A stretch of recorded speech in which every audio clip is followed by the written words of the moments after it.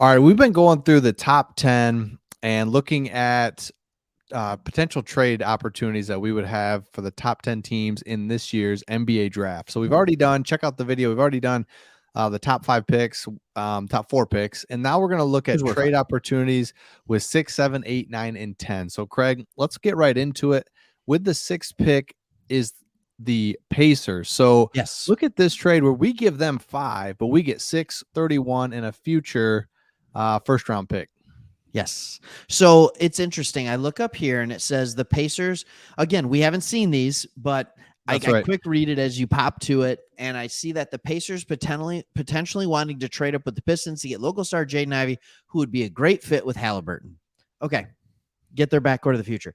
Can someone please explain to me why he's a great fit with Tyrese Halliburton, but he wouldn't be a great fit with Cade Cunningham? I just, that's one thing that I want to say. If Ivy's still there, if you know the Pacers want Ivy, which is how it works, you actually draft for the team on draft night and then the trades go official later. Then that's fine. If Murray's our guy.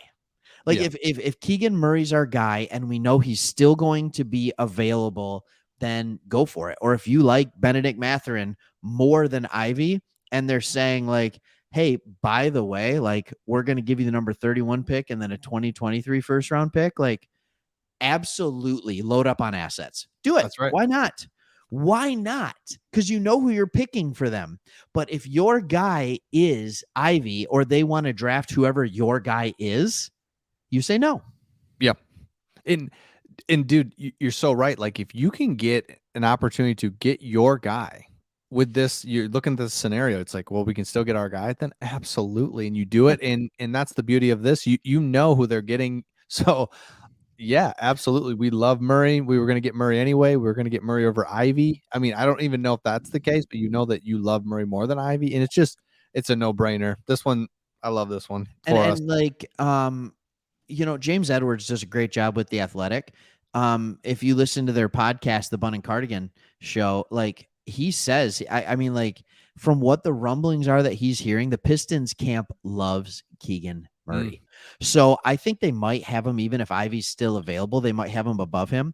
I will say this is a stretch. This trade, I think it would be our number 5 for the number 6 and the number 31, or the number 6 and the 2023 first round pick from Cleveland. I don't think they give us 3 first round picks to move up one spot. That That's doesn't true.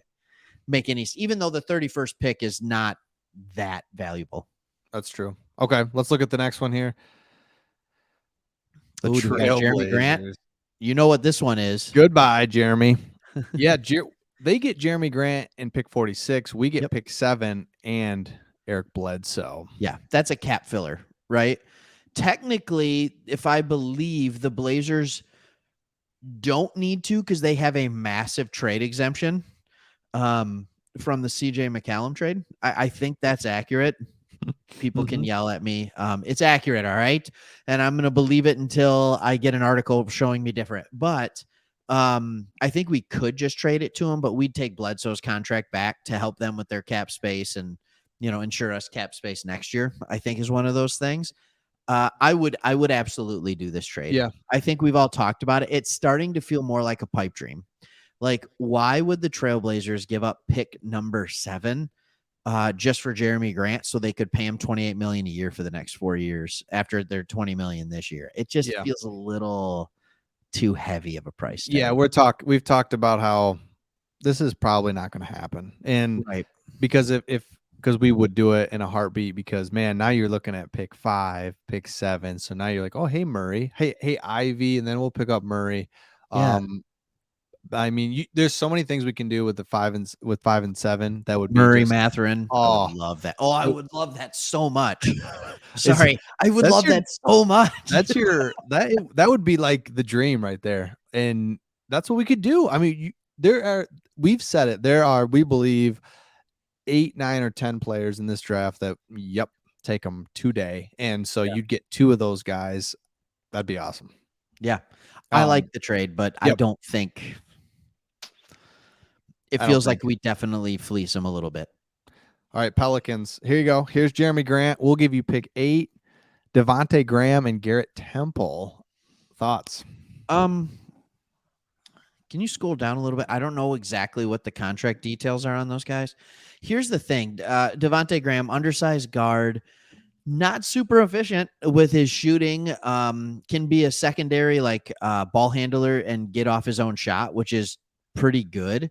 But we'd have to take on two pretty bad contracts with those guys. Mm. So I don't know that I necessarily love it. It kind of hurts our cap space because I think those guys combined are making considerably more. I might be wrong. Like, believe it or not, I don't know the contracts for every team. Every player. For every player on every team. I know ours, but like I think Jeremy Grant for the 8th pick and taking on one contract would be something that I would be willing to do. Mm-hmm. But I don't know if I want to take on two bad contracts, especially if those go multiple years. If those go multiple years, I'm out. I'm out. Like, I want flexibility this year or flexibility next year. You need to have flexibility to get what you want to get done via trade, via free agency. You need some flexibility. So don't give me horrible contracts for the 8th pick. The 8th pick is like an okay pick. It's Yeah, okay.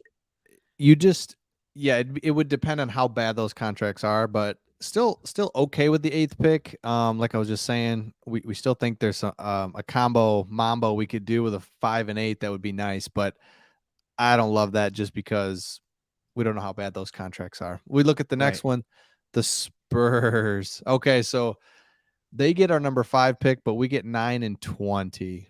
This is an interesting one. Thoughts here? No. You fall out I'll of give the you prime. I'll give you Jeremy Grant for 9 and 20. Yep. I'm not giving you number 5 because when I look at the players that I like, Murray, Matherin, um, Ivy, even Jalen Duren, but at a much lesser level than those three guys, they're all gone. Mm-hmm. If Matherin is still sitting there, but you don't know when you make the trade, you don't know. So like you're taking a guess and a hope that Matherin's sitting there at 9 or somebody falls.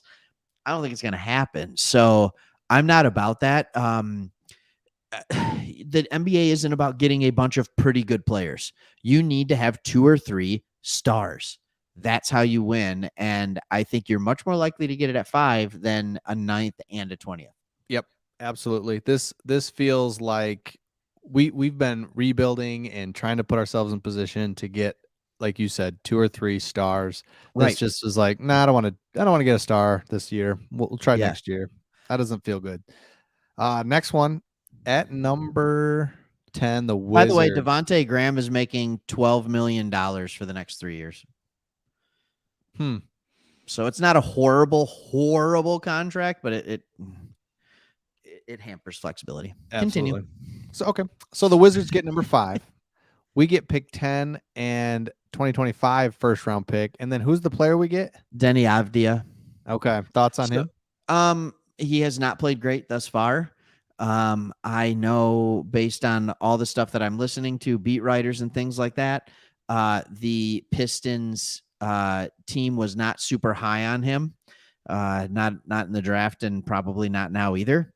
And I think he's just one of those guys that doesn't move the needle for him. And quite frankly, he doesn't move the needle for me. Right. So I definitely don't understand this pick for the Pistons. Your only hope is that 2025 first round pick, it's top 5 protected. So it's not going to end up being phenomenal, but you hope that would be a good class. Again, it depends. Like if you have a guy that you love that's available at 5, you take the guy you love. You don't Yep. play this game. No.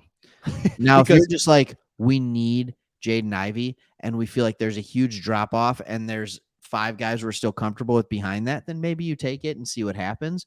But I'm out on this trade. If I'm the GM, I'm out. yep, I'm out because pick number 10, not great. And then 2025, don't love that. It's just nothing. We don't get anything here. I don't, really the like substance. So I'm out on this as well.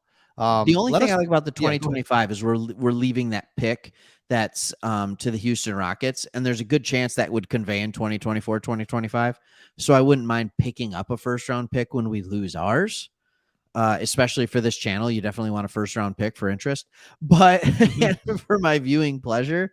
but it's not enough, Chris. Sorry. No, I'll stop talking about a trade I don't want. I don't want it. not enough. Let us know in the comments. Did you see a trade that you liked? Anything that you Yeah. didn't like? Let us know. Make sure you subscribe. We put out Pistons videos and Lions videos, and so make sure you subscribe. And with Do it. that, we'll see you on the next one. See ya.